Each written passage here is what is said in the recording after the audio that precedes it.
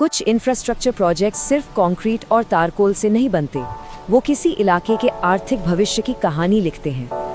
कल्याण Latur expressway एक ऐसा ही project है। चलिए समझते हैं कैसे।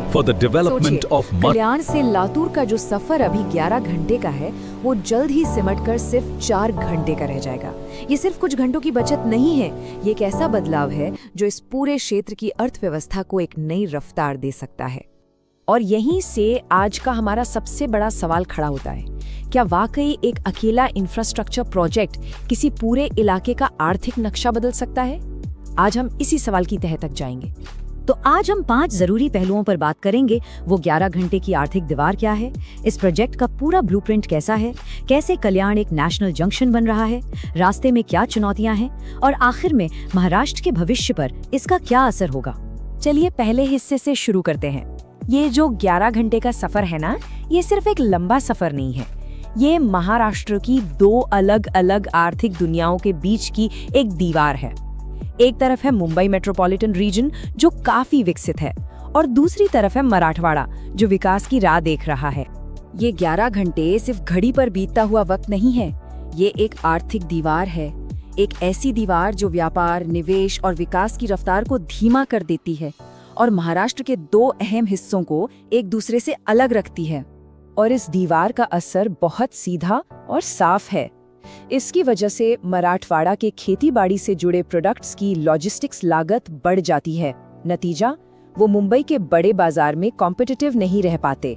यही नहीं, ये दीवार नए निवेश और टैलेंट के आने की रफ्तार को भी रोकती है, जिससे ये इलाका अपनी पूरी आर्थिक ताकत का इस्तेमाल ही नहीं कर पाता। तो इस दीवार को तोड़ने का प्लान क्या है? आइए अब इस मेगा प्रोजेक्ट के नंबर्स और इसके ब्लूप्रिंट पर एक नजर डालते हैं। सबसे पहले तो इसकी लंबाई देखिए, 442 किलोमीटर। ये सिर्फ कल्याण को लातूर से नहीं जोड़ रहा, बल्कि कर्नाटक बॉर्डर तक जा रहा है। इसका मतलब साफ है, ये एक इंटरस्टेट इकोनॉमिक कॉरिडोर बन जाएगा जो महाराष्ट्र के अंदरूनी हिस्सों को सीधे दक्षिण भारत के ट्रेड रूट्स से कनेक्ट करेगा। और रफ्तार, इसे 120 किलोमीटर प्रति घंटे की टॉप स्पीड के लिए डिजाइन किया जा रहा है। अब जो बात वाकई दिलचस्प है वो ये है कि तेज रफ्तार सिर्फ जल्दी पहुंचना नहीं होता। इसका मतलब है कि माल ढोने वाले ट्रकों का टर्न अराउंड टाइम कम होगा, जिससे पूरी सप्लाई चेन सस्ती और ज्यादा एफिशिएंट हो जाएगी। ये एक मजबूत अर्थव्यवस्था की नींव है।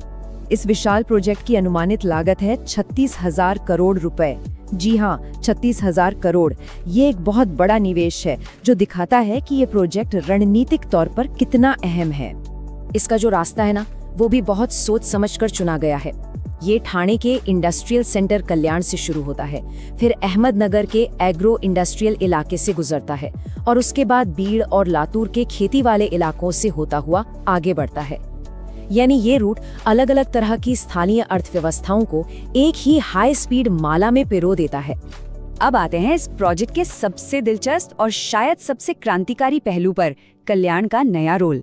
ये एक्सप्रेसवे कल्याण को सिर्फ एक शहर नहीं, बल्कि भारत के लॉजिस्टिक्स मैप का एक बेहद जरूरी चौराहा बनाने जा रहा है। इससे एक जबरदस्त नेटवर्क इफेक्ट पैदा होगा। ये भारत की बड़ी इंफ्रास्ट्रक्चर स्ट्रैटेजी का एक हिस्सा है, जहां अलग अलग एक्सप्रेसवे को आपस में जोड़कर एक बहुत बड़ा और ताकतवर नेटवर्क तैयार किया जा रहा है। जरा इस तस्वीर को देखिए। दिल्ली मुंबई एक्सप्रेसवे, समृद्धि महामार्ग और आने वाला विरार अलीबाग कॉरिडोर, ये सब के सब कल्याण के पास आकर मिलेंगे, और हमारा कल्याण लातूर एक्सप्रेसवे भी यहीं जुड़ेगा।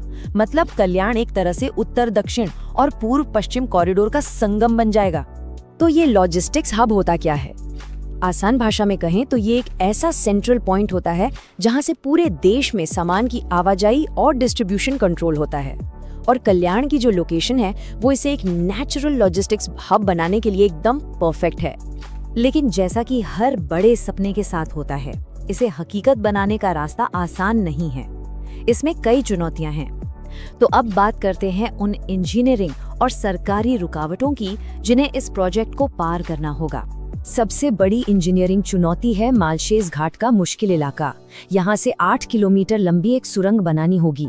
ये एक बहुत ही कॉम्प्लेक्स और महंगा काम है, जिसके लिए बहुत एडवांस्ड इंजीनियरिंग की जरूरत पड़ेगी। जाहिर है इसका असर प्रोजेक्ट के टाइम और बजट दोनों पर पड़ सकता है। और फिर आती है कागजी कार्रवाई की लंबी प्रक्रिया। अभी तो इसकी डिटेल्ड प्रोजेक्ट रिपोर्ट यानी डीपीआर ही बन रही है। इसके बाद कैबिनेट से मंजूरी मिलेगी, फिर फंड रिलीज होगा और तब कहीं जाकर टेंडरिंग का प्रोसेस शुरू होगा। माना जा रहा है कि सिर्फ इन औपचारिकताओं में ही कम से कम 1 साल लग सकता है। तो कुल मिलाकर देखें तो सबसे बड़ी चुनौतियां हैं 36,000 करोड़ रुपए का भारी भरकम फंड जुटाना, एक मजबूत डीपीआर तैयार करना, जमीन अधिग्रहण जैसे संवेदनशील काम को संभालना और जाहिर है मुश्किल इंजीनियरिंग। इनमें से किसी एक में भी देरी हुई तो पूरा प्रोजेक्ट अटक सकता है।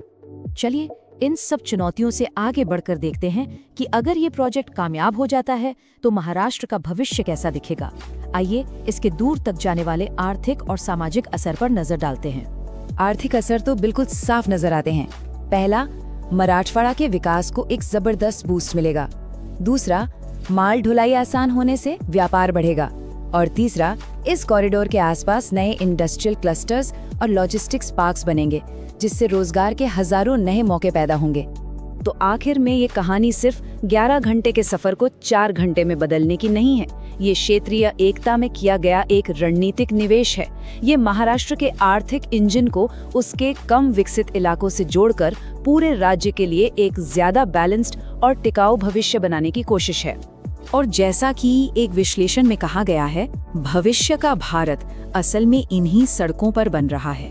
ये बात हमें एक बड़े नजरिए से सोचने पर मजबूर करती है, जो सिर्फ एक राज्य से आगे बढ़कर पूरे देश की विकास कहानी से जुड़ती है। और ये हमें एक बड़े सवाल पर लाकर छोड़ देता है। जैसे जैसे भारत का इंफ्रास्ट्रक्चर नेटवर्क तेजी से फैल रहा है, ये सवाल और भी अहम हो जाता है। कनेक्टिविटी के जरिए विकास की इस दौड़ में शामिल होने वाला अगला इलाका कौन सा होगा?